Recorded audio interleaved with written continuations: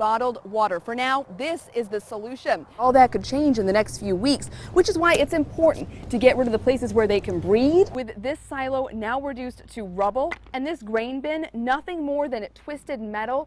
This new study just released today from researchers at Virginia Tech claims the water, an emotional tribute to the state trooper, father, and husband. Every day the roads are left like this, that bill goes up.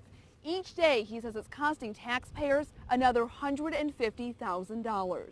The last search teams went out just moments ago. All day, you can see this crew behind me, 500 people professionally trained in looking for missing children wearing their full uniform and these badges. But for one police officer in Flint, she lives here with his family. He says he's now heating his home with an outdoor grill. He says he has no more money left. The city is in the process of putting new filters in. These bikes, kids should be out playing on them. Instead, they're here at this school in Davison. I'll tell you why the schedule these kids are on is soon going to be happening in a lot more schools in Genesee County. The Flint Schools superintendent says he's given strict instructions to all of his teachers and staff at all Flint schools. Students are not to drink the water coming out of the tap. There are children here. I even get a little teary-eyed thinking about it. There are children here. The message from a team of Hurley doctors was heard loud and clear by the Flint Schools superintendent. I'm taking control of the part of the day that I have control over, and that is the school day. As soon as the results of the study were released showing increased lead levels in kids, the Flint Schools announced students would no longer be drinking the water. I feel that as a district, we're facing it and we're doing what we need to do to protect the community's children. While the superintendent, who is relatively new to the district, says he thinks they reacted quickly, Melissa Mays says she's already been skeptical and her son has been taking bottled water with him since last school year. Well, it's terrifying. They have gym class. I know they're hot, they're sweaty, they're thirsty, the kids are. So you know how many kids just line up to the water fountain here at school. You're supposed to be safe. While it's a scary reality for Melissa as a mother of a Flint Schools student, she's thankful to see these bottles of water pour in. Monday, these 84 cases were donated by Home Depot thanks to an executive for the company who is a proud Flint Central grad. But more donations are still needed. But I need for everyone in the community to really wrap your arms around your community schools. We asked the superintendent how many of these bottles are needed each day for the students across the district in Flint at the schools. He says right now he's not even sure. He just hopes that the donations continue to pour in. The newest candidate for Flint mayor. Meet Giggles the pig. She already has hundreds of people following her campaign on Facebook. She doesn't have a criminal history, okay? She's never been fiscally irresponsible, has she? Her owner, a criminal defense attorney in Flint, says he's unhappy with the options voters have. If you have an animal who by default has better characteristics than some of the people you're electing, you need to pay attention to who you're electing. After missed deadlines and not enough valid signatures, every candidate is now a write-in. Put her in the race to raise awareness. If we don't at least have some better candidates, then vote for her. So let's ask Giggles what she thinks about some serious issues in the city of Flint.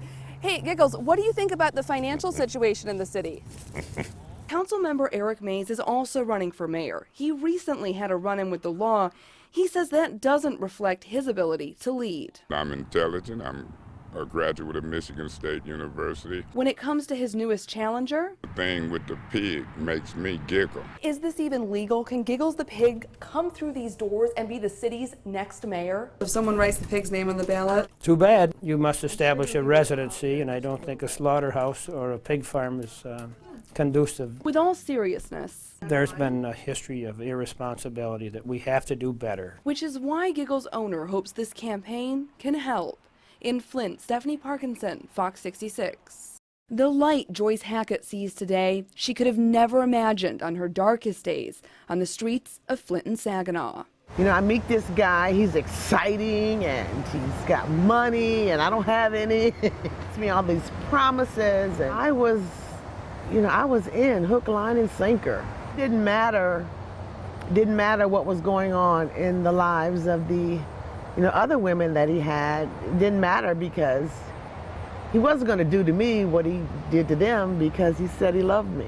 But that fairy tale quickly faded. And the next thing you know, appointments were being made for me in hotels with strange men. And I'm laying there in the bed, naked and beaten. I don't know what was worse, the fear or the degradation. Her own support system even let her down. Because they really liked him. You know, he was the kind of guy, he'd take money to your family, take money and liquor. They loved him. So if I showed up all beat up or something, it would always be, well, what did you do? And what do you keep doing to make this man do this to you? And if you leave, what about us? He's good to us. Good to them, but to her? People are products that they'll be sold over and over and over. The same night, it's a commodity for them that just doesn't deplete. I shot the pimp. I didn't want to. I killed a man. And you know, I've been sentenced to a natural life sentence in prison. Miraculously, after 17 years, I get out. Joyce then made it her mission to help others. She works as a counselor. Started to go to some of the places where I knew people were speaking out about human trafficking. And I would sit there and I'm like, oh my God, that's me. Oh my goodness, that's me. Even now, as a woman with a master's degree, a career. I have had to learn how to be happy just to be here. Learn how to be happy to be alive. Reporting for Fox 66, I'm Stephanie Parkinson. Sadie, believe it or not, the cleanup has already started, but it will be a long road. The man who runs this farm believes the twister first hit this barn, ripping the roof right off of it before clipping this smaller barn you see behind me, then eventually taking out one of his silos. This is what's left of a silo that once stood 70 feet in the air. And that's all in a heap. Ken runs this cattle farm near Millington. It's a tradition that's been a part of his family for more than 70 years. But last night, a new chapter in that family history was written. Real strong wind is what I thought. But that sound Ken describes was when an EF2 tornado came through his hometown, leaving behind this mess. Gates kind of slatted like that.